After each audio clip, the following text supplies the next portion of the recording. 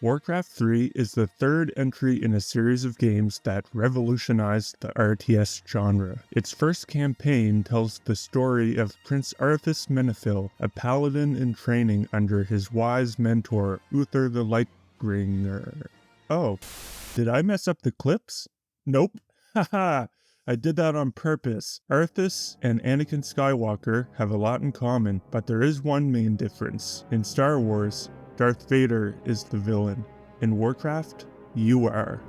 Hi, I'm Alex, and I'm making a Metroidvania video game about an elemental snowman inspired by games such as Hollow Knight and Mega Man. If you're a video game fan and would like to follow the development of this game, or see more videos like this, please consider hitting the subscribe button. They say the road to hell is paved with good intentions. Well, that's the human campaign, summed up in a nutshell. The game starts sometime after the devastating second war between orcs and humans. Uther the Lightbringer tasks Arthas with defending the town of Strongrad against orcish invaders, remnants of the mighty clans that had once conquered the land. This first mission leads us down a path where as the missions continue, it is revealed that an undead faction is unleashing a plague that turns people into ghouls. And we discover the nefarious actors behind this plot, primarily a dreadlord named Mal'Ganis. Arthas, Uther, and Arthas' friend Jaina meet at the city of Stratholme, hoping to stop the plague before it arrives, but it is too late. The people are infected. If the city of Stratholme falls to the plague, it's only a matter of time before the whole kingdom is corrupted. Arthas makes the decision to order Uther to purge the city, so to stop the plague in its tracks. But Uther disobeys, and Jaina does not agree to help him with this. In this moment, when I first played the game, my feelings were initially in line with Uther, and continuing on with the story was something I had to consider. Now, I'll stop right here to explain something about myself, particularly when I was younger. I've always been a bit strange when it comes to things like morality in video games. I'm the kind of guy who won't play the genocide run in Undertale, for example. But anyway, I ultimately understood the logic behind Arthas' position that this act of evil was for the greater good, to save the entire kingdom. So I decided to play on. So what happens next is you have to attack the houses of the villagers, and when you destroy the houses, the villagers will turn into ghouls that you will attack, and this is how you purge the city. But things become more complicated when Mal'Ganis arrives. He is there to collect the new ghouls, and it becomes clear that you are in some kind of twisted race. And beating Mal'Ganis is hard. Each time you kill him, you have a short period of time before he respawns, and when he does, he brings with him more units.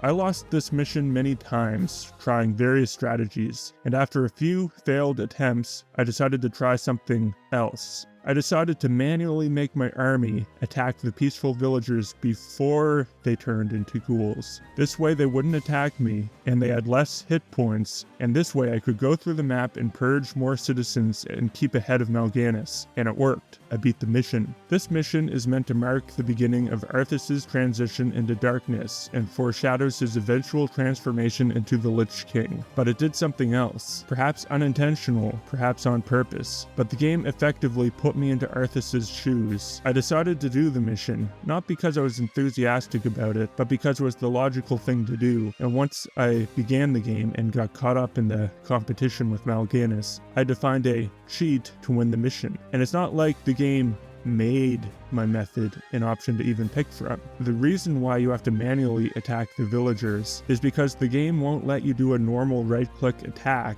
on allies, which the villagers are. Now, I got ChatGPT to write this next part for me, as I had a hard time putting this into words. It wrote, "The choice to prioritize victory over moral righteousness affects the player's perception of Arthas as a character. It marks a significant turning point in his development, as he becomes more consumed by his obsession with defeating Mal'Ganis than stopping the spread of the plague. Players witness the gradual erosion of Arthas' morals and his descent into darkness, which can evoke a mix of fascination, empathy, or even repulsion." And although that is all true, with this mission there is something extra, because when playing the mission over and over, it became my obsession to beat Mal'Ganis. The game made me think and behave the way Arthas did. Now, as the story continues, Arthas begins to become more evil and less relatable, so at that point there is a disconnect between the player and the character. But for this interesting moment, there's an overlap where you can experience what he is experiencing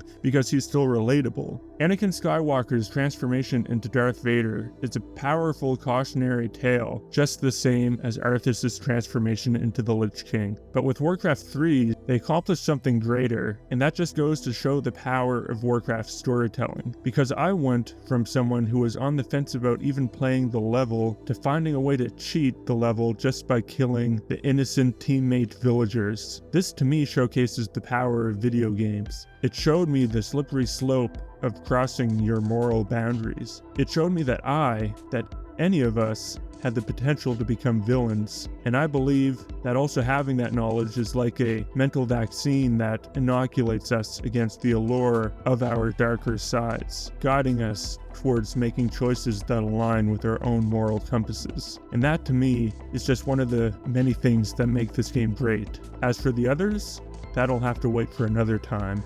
Thanks for watching. I'll see you next time.